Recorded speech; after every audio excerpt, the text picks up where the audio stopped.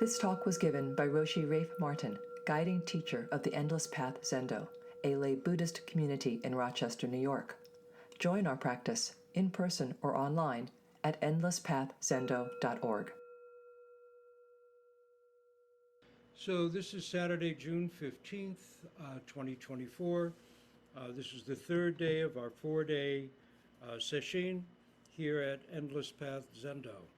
And we will continue reading today from the life and Zen teachings of Tangen Harada Roshi, Throw Yourself into the House of Buddha. And we completed the early stages of his autobiography, and now this is chapter 6, titled Bukokuji. I became the abbot here at Bukokuji on March 15th, 1955. I was 30 years old, and lo and behold, I am now already over 80. And actually, he's now been gone for, I don't remember, 10 years maybe. That's just fine. There is pain in aging, though I'm not really suffering it myself because I live openly committed to receiving each thing as it occurs. My attitude toward illness has always been just leave it be. Doing Zazen will take care of it, all is well. But even so, aging is a fact, as is illness. My only goal through this life is to be of help, to offer whatever I can to all beings. I cannot realize my aspiration to the fullest, but it was always my desire to do whatever I can. Whenever my affinity with this life ends, that's just fine. All beings are born out of causes and conditions. All that arises is in perfect interdependence, working together in perfect harmony. All things exist in mutual dedication, mutual support. All beings are alive in the shelter of all beings. Together with you all, I am now here believing, knowing ever more deeply, that all beings are Buddha, original Buddha nature. Together with you as one, we repay our debt of kindness and express our gratitude for all we receive from the universe. Together, we realize our inherent Buddha nature. Part 2, Zen Talks, Chapter 7, Inherent Buddha Nature. So we're moving now from his autobiography to his teachings. After long years of practice, Shakyamuni Buddha sat under the Bodhi tree. He sat for a long time unmoving, immersed in his intense investigation. Then one morning he looked up and saw the morning star. In this instant he was able to wake up and perfectly see right into true self, original mind, Buddha nature. He exclaimed, "Wonder of wonders, wonderful! All beings without exception are endowed with the wisdom and virtue of Tathagata. All beings are Buddha. All are intertwined, interconnected, one with all things. I am one truth, limitless, unfathomable, universal, without self, complete and perfect. Nothing is in excess. Nothing is lacking." This is the realization of Shakyamuni, the world-honored one, and his first words were, "Wonder of wonders." That is his first words as the newborn Buddha. That is, as Shakyamuni, no longer Prince Siddhartha. Wonder of wonders. That was the beginning of his teaching. With that wonder and amazement, he must have seen and with what wonder and amazement he must have seen and exclaimed. Those words must have sprung forth mixed with tears, the tears of joy, the tears of life. How deeply he was moved, body and mind. Reborn at the core, life burning brightly. Here was a human being who, for a long time, had carried forth his vow to save and to bring great true peace of mind to all beings. This vow was his life. Even so, he could not help but exclaim in marvel, "Wonder of wonders! even for one with such karmic ripeness and compassionate character as the Buddha, the truth that he saw upon enlightenment was a wonder. The wonder is right here, right now. All beings are Buddha, endowed with Buddha wisdom, Buddha virtue. These words do not imply that someday in the future we will be endowed with Buddha wisdom. Now, as you are, as it is, all beings are Buddha. All things are one Buddha mind alone. So it's not that after many, many years or many, many lifetimes or countless lifetimes of practice, you will have gained a thing. You will not have gained a thing. No one gains a thing. Original Buddha nature is already your full possession, the full possession of all beings. We just don't know it. And the depth of that not knowing can be quite dense. And not knowing, we human beings can create so much pain for ourselves and so much difficulty and suffering for others.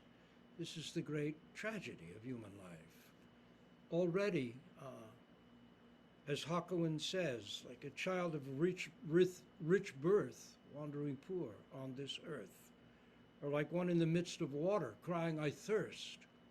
We just don't see what's already right here in full. It'll never be more full than this very moment.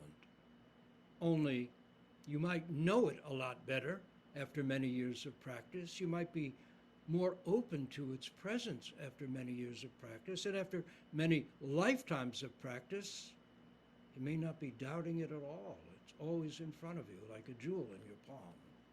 But you don't gain anything. And that was the Buddha's great enlightenment right now. All beings are Buddha, fully endowed with wisdom and compassion and virtue. Only our habits of self-centered thinking, feeling, block our awareness of this true fact. So, Buddha nature changes constantly, taking form in accordance with causes and conditions. This is what's known as karma. But karma in the West is such a loaded term. When I was talking with Aitken Roshi at one point, he said, you know, in Japan, karma is really understood as mysterious affinities. That's really what it means, mysterious affinities. So even if you brush leaves walking past somebody on the street, if you try to trace back the causes and conditions that led to the two of you being in that spot at that moment, walking past each other, you could not. The causes and conditions are so complex and multivaried, there would be no way to trace it back. It's a mysterious affinity. Now, to think of relationships that are deeper than that, personal relationships, marriages, children, parents, all of this, those affinities are mysterious indeed. Karma in the West is, until it gets really clarified, has taken on some sense of destiny or payback, and that's not it at all. It means causes and conditions. How one thing sets a ripple in motion that leads to another thing, and that other thing sets ripples in motion. Our universe, our world, our personalities, the things that happen in our life are cause and condition. They have causal relationship to one another, and yet, what is taking all these forms? Essential nature and karma. Form is only emptiness, emptiness only form. This is prajna wisdom, prajna parabheta. So we use the word mind, but in this context I'm speaking about your true, genuine self, your life. Your mind, your life, is the whole universe. It fills the Dharma realm, and it exists right here and now. All phenomena are sacred forms of this true life. Life arises and takes form in accordance with karmic causes and conditions. A sound is made, it reverberates, it is heard. It is so simple. In the winter, it is a cold wind and a warm cup of tea. It appears as each and everything. However it appears and whenever it appears, this is Buddha mind. All phenomena, everything, is perfectly honest. All is timeless and empty, with no going and no coming. So you have no need for worries. The way, your true mind, the Buddha heart, is absolutely perfect, flawless. It has no birth and no death. It cannot be conceived through the discriminating intellect. You could spend eons at it, but never in a million years would that rationalizing thinking process come close to touching, to comprehending your true nature. There is only to wake up to it, just as the Buddha did.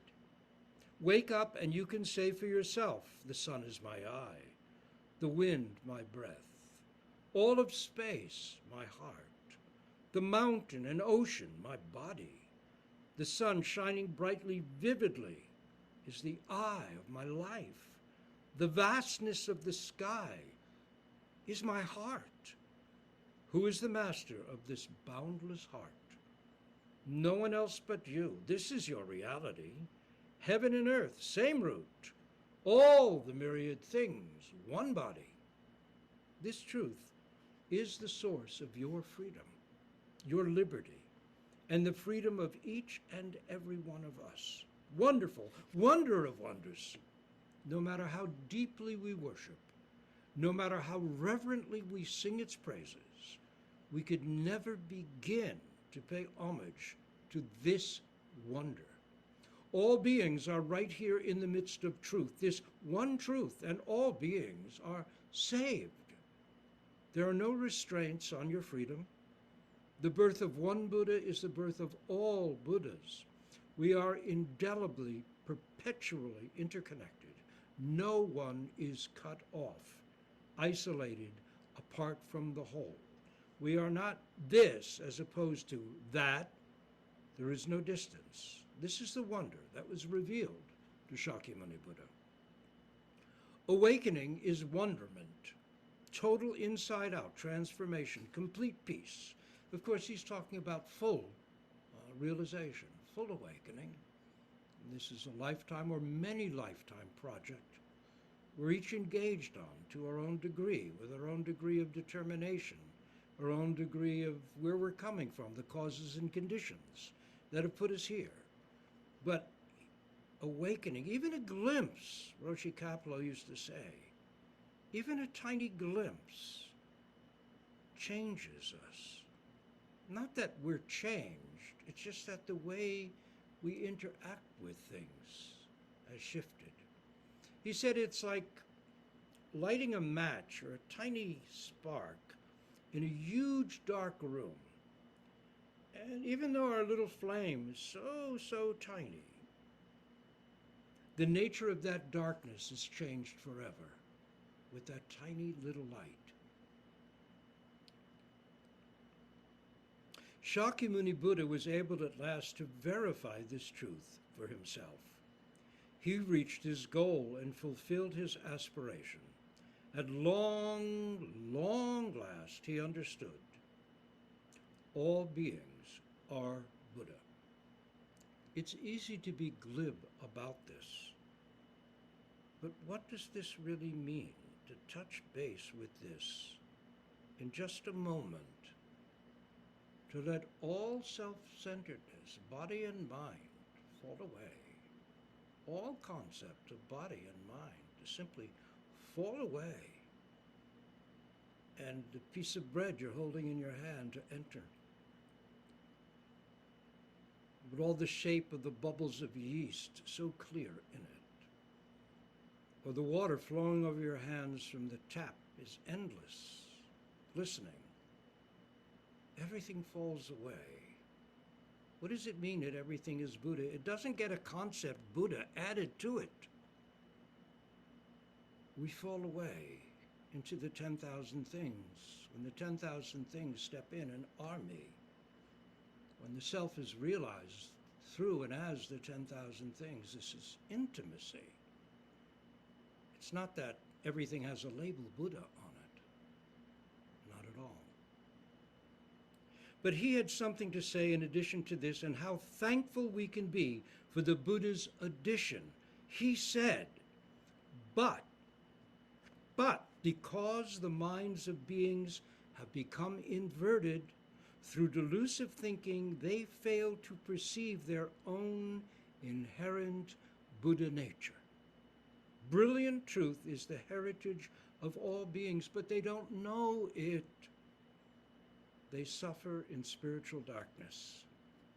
The cause of our sorrow is ego delusion. From dark path to dark path, we've wandered in darkness. We kind of live in an underworld of thoughts. Round and round we go, and the hub of it is always me, myself, I.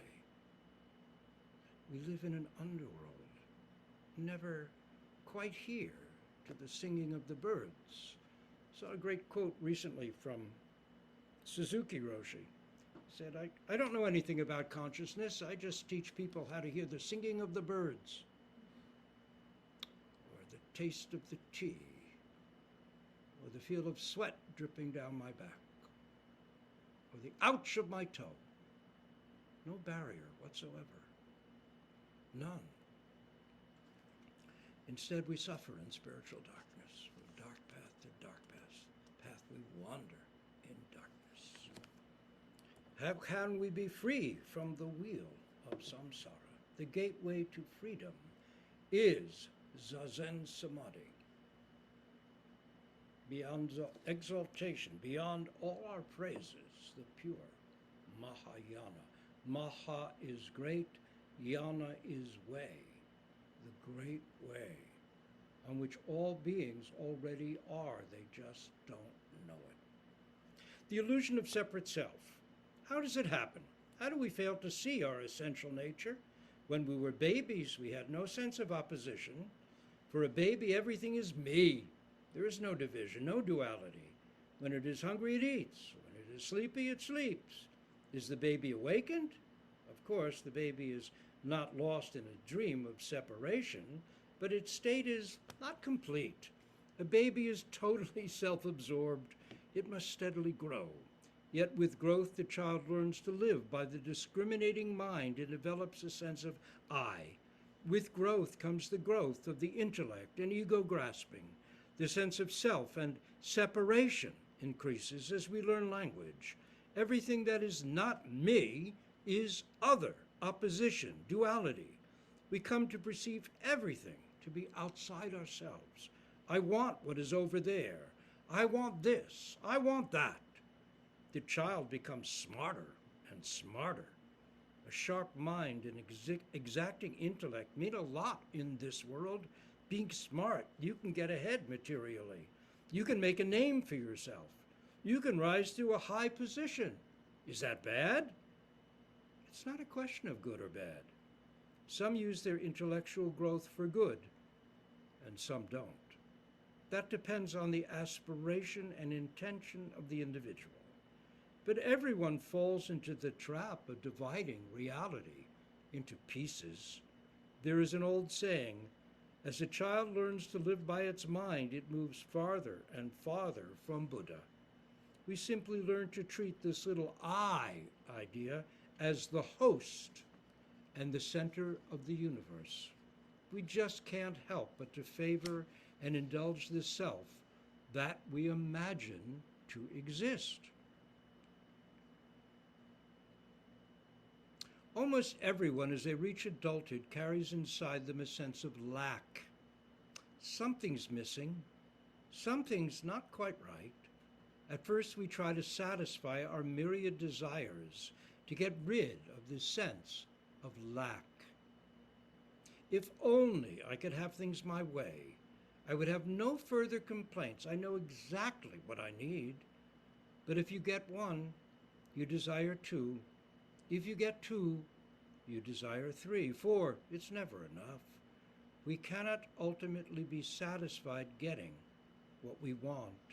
And yet some people spend all their lives thinking that gratifying desires is what being human is about.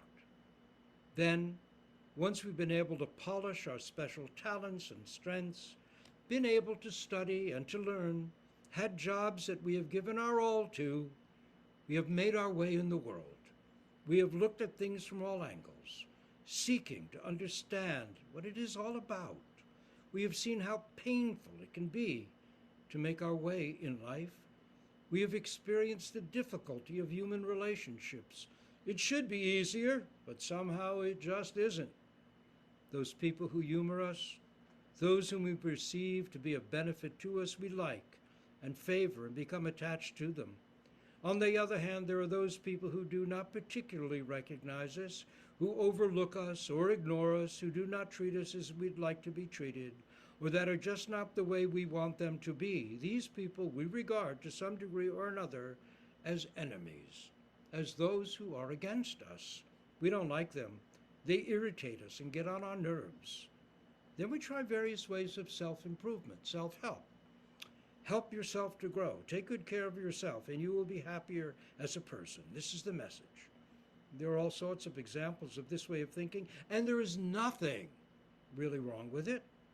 But of course, the object of self-improvement is the imagined limited self, and we are still grasping at it for all it's worth. We have tried to be kind and caring. Our intention is to be of service to others. Even so, we are still working from the standpoint of ego. As long as we are attached to a separate self, we cannot live in clarity, and dissatisfaction remains. If we didn't have this human body and mind, we wouldn't be able to reflect on ourselves in this way. In a sense, it is more comfortable to be a cat or some other animal without self-awareness that can live more and less happily idle. That can live more or less happily idle. Yeah. The source of all this anguish is a sense of separation. We have this illusion of a separate self, and we mistake this shadow for the real thing. Doesn't mean there is no separate self. Just means it's not the true you. It's a shadow.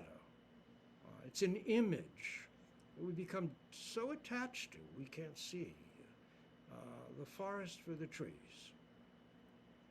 Thus, we cannot possibly help but imagine separation.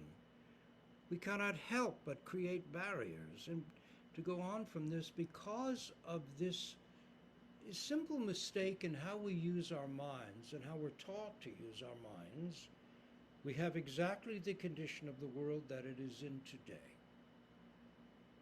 It all comes from a misguided use of the imagination, which is one of the reasons that stories and fairy tales and such are so valuable. They show us how to imagine much more correctly, much more intimately. And of course, we relegate them to children. They're beneath us as adults. Ha ha ha. We cannot help but create barriers. Our seeing is limited, and limits are what we see.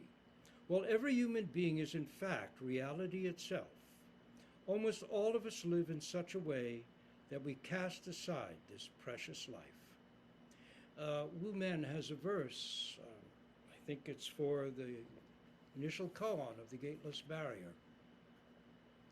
Does a dog have Buddha nature? The verse goes, a moment of has or has not, and body is lost. Life is lost. What's it lost into? Me in here, separate from everything else out there. The sound of the thrush, Roshi would say, singing in the hedges, disappears. I'm so caught up in my thoughts. The world itself is suppressed. The world which is my own nature, the oceans, the trees, the plants, the animals, the fellow beings, all disappear as I wander in the underworld of my thoughts. And again, it's the getting caught up in it and the unconsciousness of it that's the problem. That thoughts arise, that's not a problem. That we can think creatively, that's not a problem. It's getting lost and habitually unconscious in thoughts of me, myself, and I, isolated and alone as the absolute reality. As Kapleau-Roshi used to say, imitating D.T. Suzuki very crudely, he would say, "That's the problem, that's the problem." And that would be Roshi Kapleau's imitation of D.T. Suzuki. So, that's the problem. While every human being is in fact reality itself, almost all of us live in such a way that we simply cast aside this precious life. Most people don't understand that they are turning their backs on life. And so they are blown this way and that by the winds of circumstance. Lost in discrimination, judgment, and confusion, one becomes resigned to this fate. We go, it's my destiny, it's my karma. How sad that almost everyone meets their death in this way. The Buddha Way, Chapter 9. Even while living lost in ignorance, there remains hidden in the belly of life itself, in your belly, the one who cannot help but seek to know true nature. And this is why we begin practicing. This is why we're in the Zendo. Because something has awoken in us that's so instinctive. It's like a plant turning to the light. We want to know our own true nature. We've had enough of shadows, enough of the underworld, enough of dreams. Don't forget this one who never lets you forget. This true one is always close by, urging you on, calling upon you to open your eyes. This one prompts you toward a way of being that is genuine, urging you to walk the Buddha way. And again, that doesn't have to be a Buddhist. The Buddha way is the way of the human being open to reality. The genuine seeks to awaken to the genuine. There are people who say that it is greedy or wrong to desire the realization of our inherent nature. They say that Shakyamuni Buddha has awakened for us, and that's enough, and that our state of mind is not important as long as we physically sit zazen, so there is no need for realization. Those beliefs make the Buddha's teachings small and insignificant. The passionate desire to know true nature is inherent in all human beings. It is life's very working. So if you desire to awaken, please never think that that's wrong. I will without fail awaken to true nature. With this mindset, we walk the Buddha way. The belief that you cannot attain awakening is a refusal to fulfill the reason for being alive, to repay your gratitude. If you do not practice, you will not awaken to reality, to your very own reality. No one can do it for you. No one can see into truth for you. It is your world, solely your world. Do you want to continue to live in delusion? If you spend this lifetime only seeking pleasure, singing and dancing, drinking and making merry, when the end comes, we will know that we didn't resolve this one important matter. It is necessary to clearly resolve and determine to wake up to original life, your true nature. In our temple each morning we chant the lineage of Buddhas and great teachers who guide us in our practice. In Sesshin we do that once a day, every morning before lunch. Thanks to their great vow, in our lineage we've combined Soto and Rinzai because we are a hybrid lineage combining both. We also have women practitioners, and we also have lay women and lay men. So that's thanks to Tangen Henry Roshi, who felt all of these people lie behind our practice now, and we are not exclusionary. We owe them all a tremendous debt. Thanks to their great vow, to the great noble intention of each and every one of them, and thanks to their diligent practice, each one was able to hit the mark to attain the way. Each of them received the teaching and directly experienced this same truth, just as water is poured directly from one cup to another.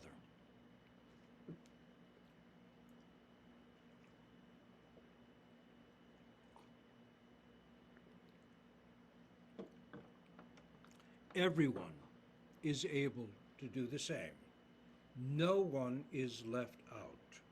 Freedom is our essence. We have to understand what this freedom means.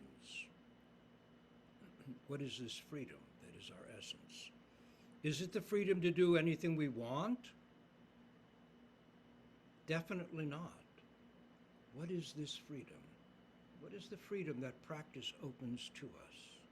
That's something we really do have to clarify. Unfortunately, certainly the koan curriculum works very hard to help us see into this.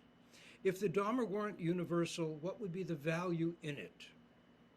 If the Dharma were only for the chosen few, where would be the value of pursuing it? If the Dharma could be obtained and lost, I would not be here urging you to deepen your faith beyond all doubts and to let go of body and mind. That is all thoughts of body and mind. That doesn't mean stop the thoughts.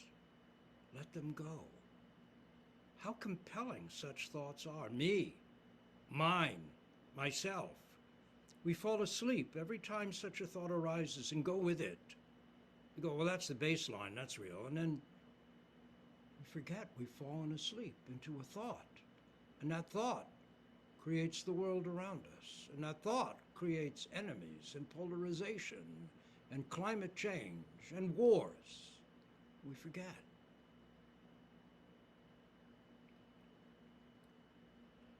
If the Dharma could be obtained and lost, I would not be here urging you to deepen your faith beyond all doubts and to let go of body and mind. I would not be here begging you to give it your all.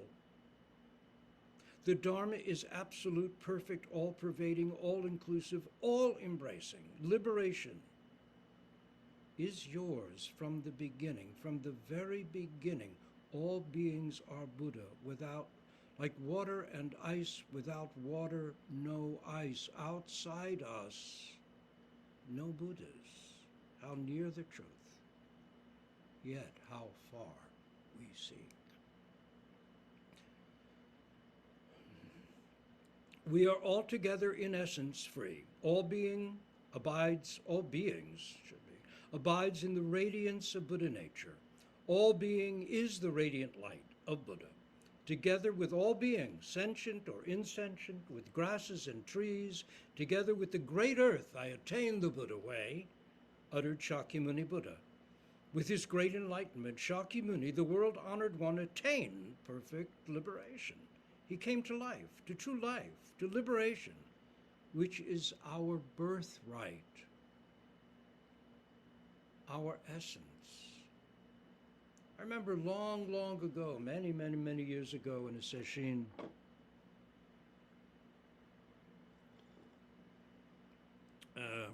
with Roshi Kapleau, Dane Gifford, who became the teacher, Zendo Gifford, a very good teacher, died 2016,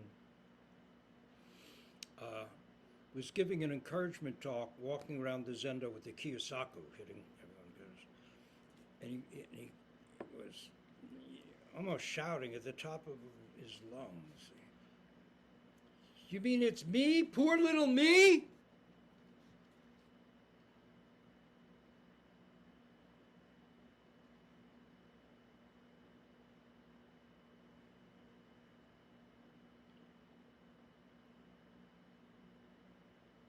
He came to life, to true life, to liberation, which is our birthright, our essence. You mean poor little me? Shakyamuni Buddha was a human being. He was no different. He had the same nature as everyone. But he worked at it. He awoke to it. But the birthright, it's the same. You're not lacking. No one is lacking. We just don't know it. And that is such a great sorrow because the story we tell ourselves is so limited. Stories are powerful. If you buy into that story, you become limited. Then again, just changing the story and saying, I'm unlimited, doesn't mean you're going to be able to fly. I wouldn't recommend that. Still, there's a truth in it. If you think you can't, as Tangen Roshi said in an earlier talk, if you think you can't, then you can't. But if you think you can, you can. Remember Aiken Roshi's vow when he was stuck on a koan? Just could not get it. That was Aiken Roshi. Just could not get it.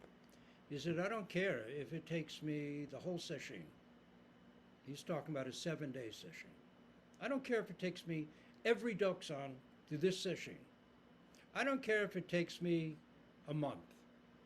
I don't care if it takes me a year. I don't care if it takes me my whole life. But I will resolve this koan. He made up his mind. And out of that comes the ability to do it. Yet how easily we doubt, how quickly we forget. I don't know if I have what it takes to awaken.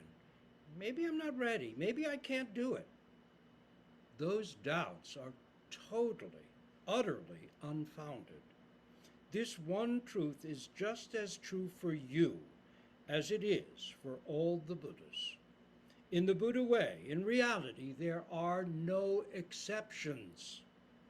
Each of you now receiving these words is blessed with this sacred reality. It might sound even too good to be true to you. How can it be that I am so blessed when I don't even feel good about myself? I could repeat it for you 1,000,000 more times, and it would still not even begin to express the absolute perfection with which we are blessed. Tangen Roshi can say this because he truly woke to it. He spoke from what he was seeing, not what he was simply believing. He spoke from his experience of it. And that makes all the difference. That's why his words have such depth, such power and confidence. That's why we can trust them. It's not theory. Because of upside-down false perceptions, we fail to see this inherent Buddha nature. We're just looking off at the play of our discriminating mind, and that is taken to be the host. Yes, those thoughts of me, myself arise. We go to sleep right in them, and we go from that ground forward into life. We fail to see those are just thoughts arising from where? Who, after all, is the thinker of those thoughts?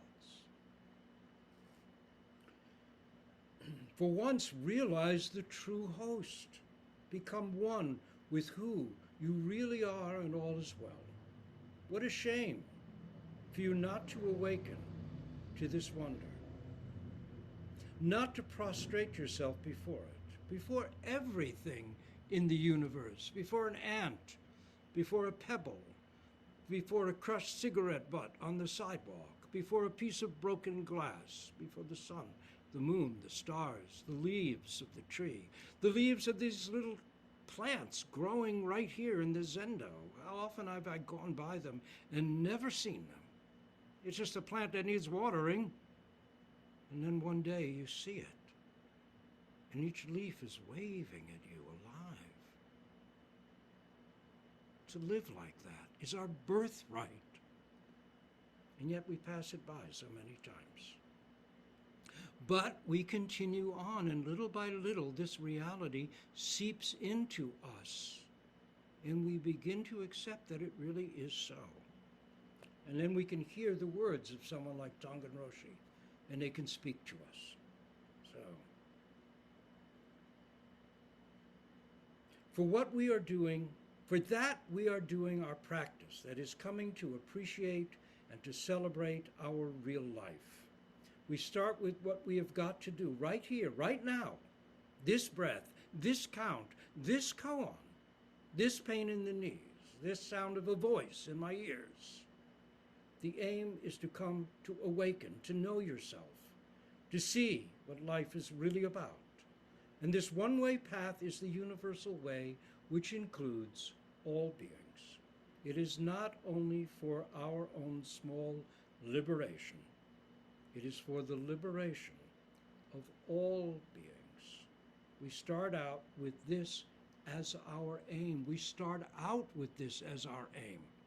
I remember one of the things that drew me so much to Buddhism was the first vow, hearing that. The many beings are numberless, not just human beings. Many beings are numberless. I vow to save or free them all. What a vow. I mean, think of the ordinary life you were living before you ever came to Zen practice.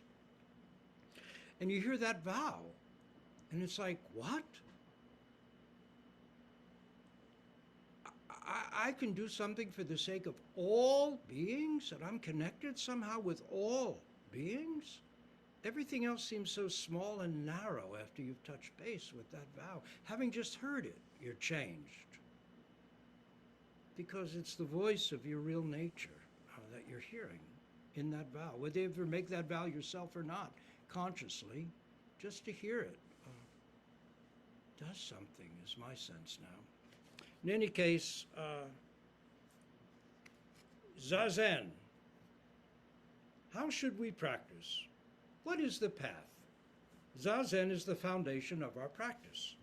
We start out by learning to do Zazen correctly, following the guidance of a teacher. To settle the body, settle the breath, settle the mind. Essentially, the body, breath, and mind, and mind are not separate, just one.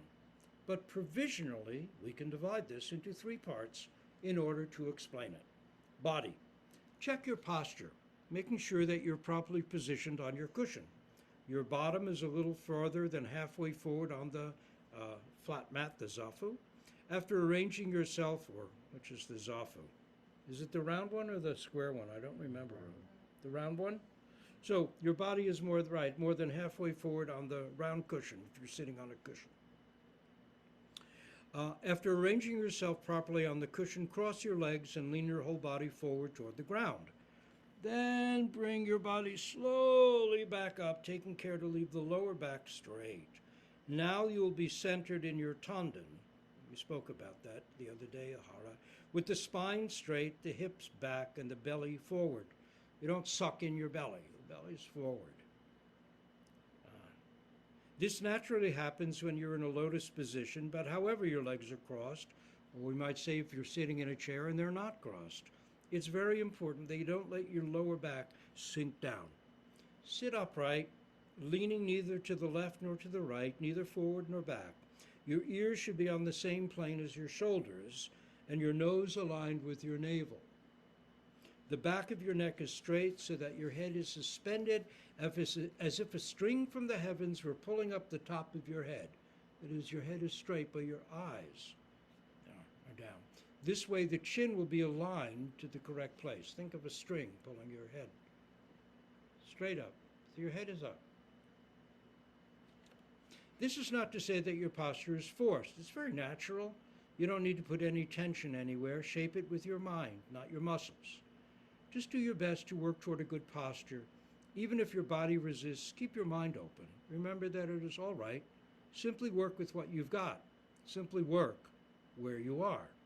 Keep your eyes half open, naturally gazing softly at the floor in front of you. Place your left hand on the top of your right hand and join the thumbs together, resting them on your feet, that if you're sitting in full lotus posture, right in front of your belly or tanden. Again, the most important thing is the lower back. If it is as straight as it should be, your Tangen becomes full of energy. In other words, you don't have to force your mind to be there. Get down, get down, get down into my Tangen. Just allow it to settle. Allow your breath to settle. If your back is straight, your center of gravity will drop. You won't be up in your head. And that helps to kind of develop a steadiness, an expansiveness. We're not jumping after and moved by every thought that crosses our minds. We can settle down. Place your heart, mind, your mind's eye in the Tangen. Of course, we spoke about that. You can, I find, if you want to do something like that and there's any force involved, don't do it. And if you want to experiment, then try placing your attention in the palm of the upper hand, the left hand, not in the belly itself.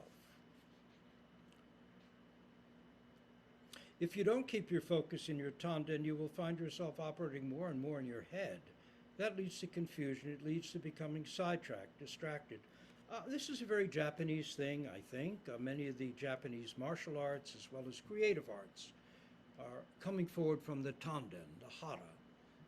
And it, as I said, has terrifically good qualities, but it can also create issues if you're not working with someone that can really guide you in doing that.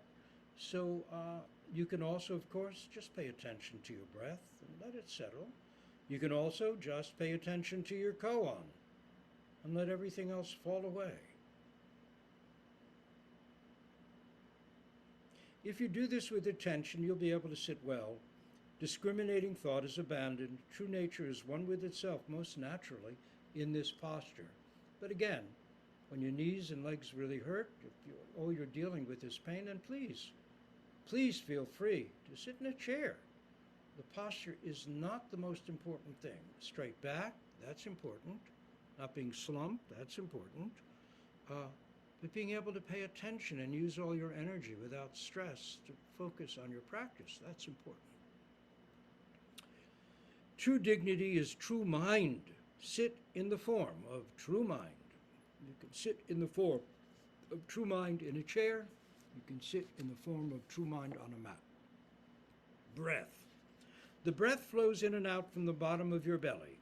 You are breathing from the bottom of your belly. You can become settled in this way. Patiently breathe this one breath, again, deeply from your lower belly. You know, again, this is a kind of focus, and if you find that helpful, please do it. But also, Tangen Roshi, for example, he would say, in counting the breath, and I think this was great advice. I've not heard anybody else talk about it. Maybe I'm wrong. He would say, in counting the breath, count all the way out. And in essence, this is allowing the breath and mind to settle. So it's like not count one and be aware of the breath. You count for that full exhale all the way out. When you get down to the bottom of that exhale, it's like the tide turns and it becomes an incoming breath. You don't have to force a thing. So it's really attention all the way through the breath.